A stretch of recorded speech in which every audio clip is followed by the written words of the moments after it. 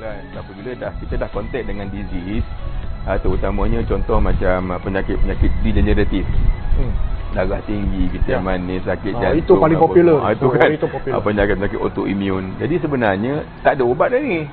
Kita hanya bagi ubat untuk kontrol.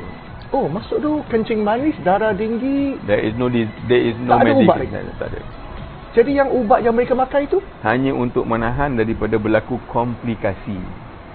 Jangan sampai penyakit itu lebih memudaratkan. Kita hanya bersifat mengawal. mengawal, bukan merawat. Bukan merawat. Maksud tu, betulkan saya kalau salah doktor. Ya. Maksud tu ubat-ubat untuk darah tinggi, kencing manis ini tidak dapat merawat penyakit mereka? Tidak akan dapat. Tidak.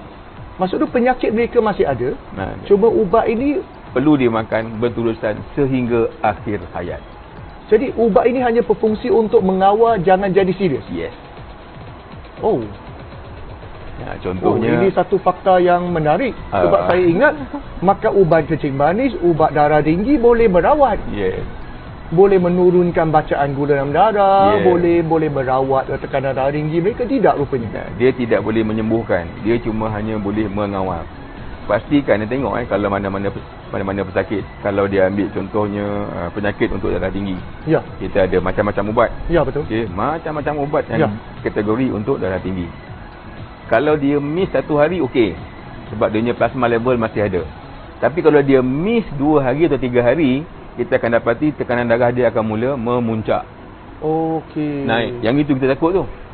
Jadi dalam kes-kes macam ni, sebab itu kita selalu sarankan, beritahu pakcik, makcik, akak, abang ke, ambil ubat ni ikut aturan, ikut masa. Jangan tak makan. Sebab yang kita takut adalah komplikasi untuk penyakit darah tinggi adalah stroke. Ya. Okey, jadi dengan kata lain, ubat ni hanya mengawal. Jangan biar naik lebih tinggi lagi ataupun lebih serius lagi. Tetapi dia dapat untuk merawat sebenarnya sepenuhnya. Tak boleh. Jadi sampai hari ni masih tidak ada ubat untuk penyakit-penyakit macam tu. Masih macam tu. Sebab itu dalam konteks dalam pendidikan kesihatan, saya selalu ingatkan ada tiga perkara yang penting yang perlu kita ingat sebagai seorang insan.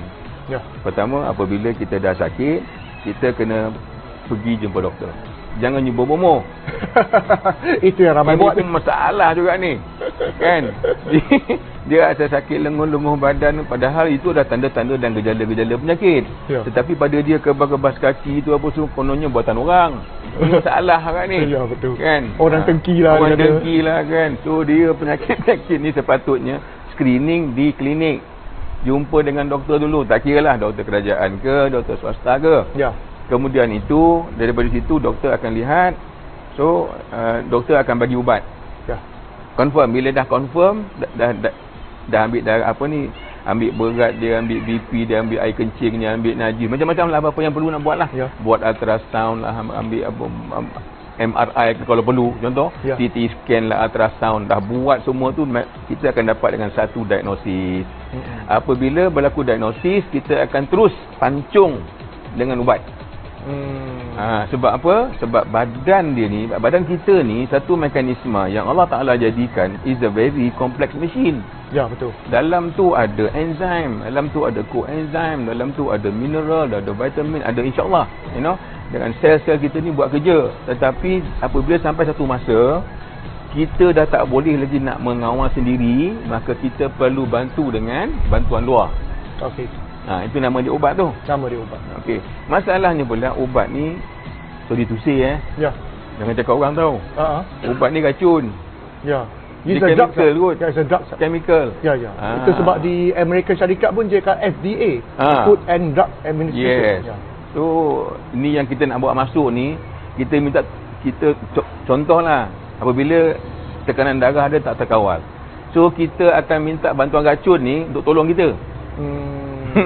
Maksudnya sebenarnya tak langsung ubat ini merupakan jenis racun yang terkawal lah. Terkawal. Yang selamat diguna untuk mengawalkan kesihatan kita kembali stabil.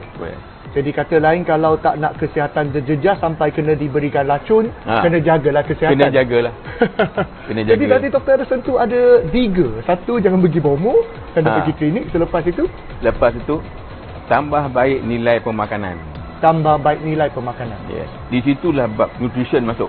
Nutrition. Sebab masyarakat kita ni kadang-kadang kalau kita bincang tentang nutrition ni, dia orang tak pandang serius. Ya. Padahal tubuh kita ini merupakan satu himpunan sel.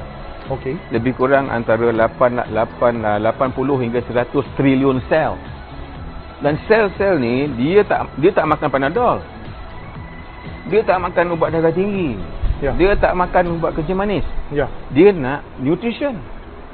It's a complete form of nutrition yang ada protein, karbohidrat, mineral, vitamin, asid amino, lemak, air, fiber. Now these are the things yang patutnya kita bagi makan kepada sistem tubuh.